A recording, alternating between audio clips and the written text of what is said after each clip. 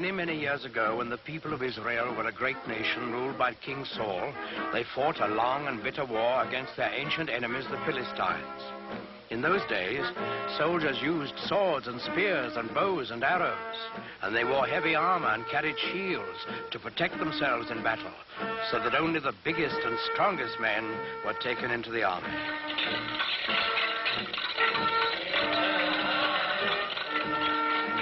Well, in this war, the Israelites and the Philistines were pretty evenly matched. They fought many hard battles, and each side lost many men, but neither side could completely conquer the other. Then one day, while the Philistines were camped on one side of the great valley and the Israelites on the other, there came out of the camp of the Philistines a champion of their cause, a huge giant, taller and stronger and bigger than any man anyone had ever seen.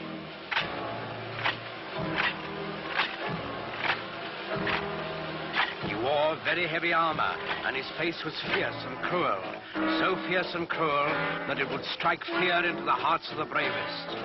This was Goliath, the giant of Gath. He strode to the center of the valley, faced the armies of Israel, and in a voice like thunder, he hurled this defiance at them. I am Goliath, the giant of Gath, and the Philistines have chosen me as their champion.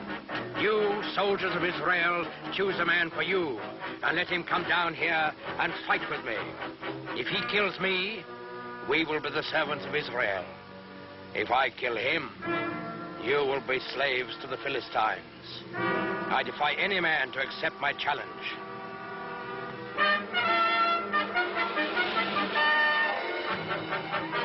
When the men of Israel saw Goliath and heard his defiant challenge, they were afraid, for they had no one to match his size and strength. Not one among them dared go down and do battle with the giants. Not, that is, until the shepherd boy David heard Goliath's challenge. Now, David was just a boy. He knew nothing about swords and spears and fighting wars. But he was a thoughtful boy, too, and a good boy, because he believed in God and trusted in him. So, when he heard Goliath defying King Saul's army, he turned to his brothers and said, "In defying the army of Israel, Goliath defies God. Is there no one here to go out and do battle against the enemy of the Lord?" David's brothers were first surprised and then angry at him.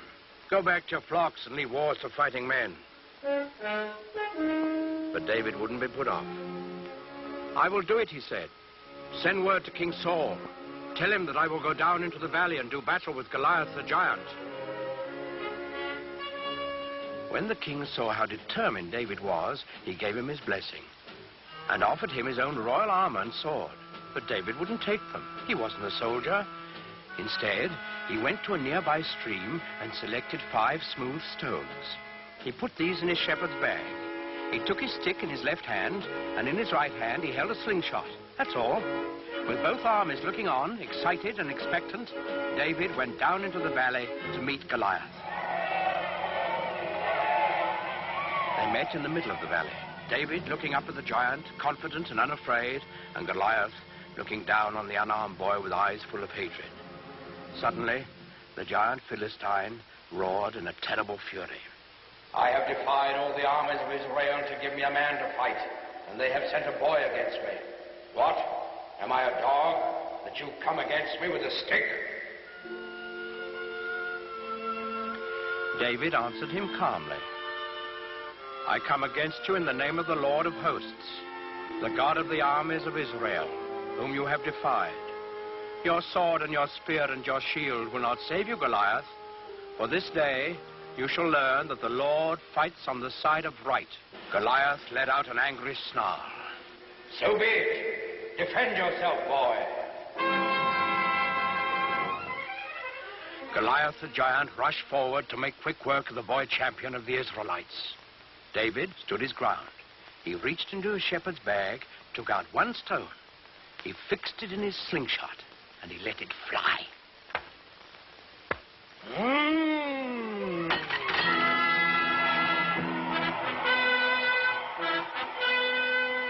the giant was dead, and the simple shepherd boy, who trusted in God, had done what all of King Saul's army hadn't been able to do.